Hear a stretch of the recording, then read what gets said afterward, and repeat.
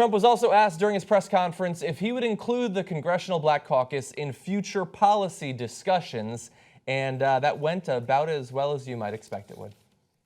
Include the CBC, Mr. President, in your conversations with your urban agenda, your inner city agenda, as well as. Am I going to include? Are you going to include the Congressional Black Caucus and the Congressional Well, Hispanic I would. Caucus, I tell you what. Do you want to set up the meeting? Do you want to set up the meeting? No. Are they friends of yours? I'm just a reporter. No, set up the meeting. I know some of them, but I'm sure Let's they're go set up right a now. meeting. I would love to meet with the Black Caucus. I think it's great, the Congressional Black Caucus. I think it's great. Oh, are they friends of yours? Are they friends of yours? Okay, so let's break this down. 3 components to this debacle. This was the worst answer, and it's a disqualifying answer, and I'll tell you why. When she says CBC, he obviously has no idea what she's talking about. I'm going to give him a total pardon on that. I already know he's a 4th grader, and sorry to all the 4th graders out there because I just insulted you. And so he doesn't know. Like, a normal president should know that the CBC is Congressional Black Caucus, but it's not important. I don't care. Okay, no problem. Full pardon, okay? Second issue is when he says, can you reach out to them? Why would she do that? She's a reporter. You know that you're the president. If you want to meet with the Congressional Black Caucus, pick up the phone. Okay, that is the easiest thing in the world. And then, are they friends of yours? Why would they be friends of hers? She's a reporter. She's not in Congress. Wait. She's not in government. You're in government. But Cenk, why would they be friends of hers? You know why he thinks. Of course I know why. Of course I do. Theoretically, because she's a woman. The president should be closer to any particular caucus than any random reporter. But he doesn't think that way. And so, but the disqualifying part is not his, his racism. His nonchalant racism, right? And every time that slight credit here, because this is the first time he's brought up blacks in any context where he hasn't talked about the inner city and what a hellhole it is, okay? So, but and remember the famous comment during one of his rallies, hey, there's my African American. And I thought it was a friend of his, like, hey, my African American friend, and he forgot to say friend. No, he never met the guy. Maybe he's a friend of hers. Okay, so, no, but the subtle or not so subtle racism, okay, no, we already knew that about Trump, and they voted for him anyway. That wasn't the bug, that was the feature.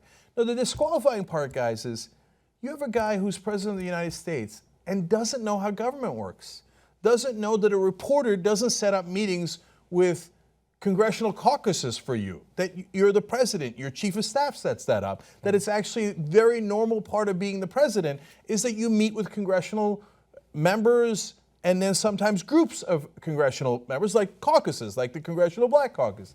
To ask a reporter to set that meeting up is so ignorant. That means you don't know anything about government. You don't know anything about it. And you're the head of that government. Now, if you're a Republican out there, for God's sake, you know that that's the most ignorant thing you've ever heard.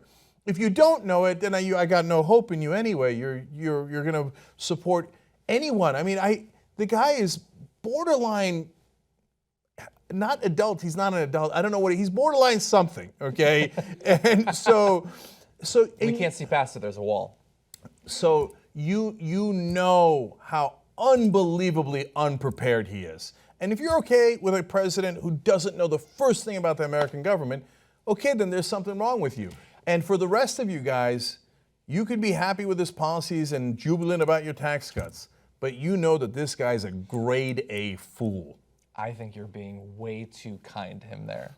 The fact that he's not prepared, he's met with the Republicans, he's met with leaders of Silicon Valley. He knows how to set up meetings. I think he was trying to demonstrate there. If they want to talk to me, they can try. Maybe you can set it up. I will do jack shit to set up a meeting with them. I will do nothing. I don't care at all about them. I think that's what was screaming from his orange face hole. Yeah. No, by the way, it's he doesn't know how to set up that meeting. I'm serious. He thinks that she could set it up. He didn't need to, because we also have this tweet from the CBC. Hi, real Donald Trump. We're the CBC. We sent you a letter on January 19th, but you never wrote us back. Sad. And then they linked to the letter. They tried to talk to him. They didn't even need a reporter to set it up.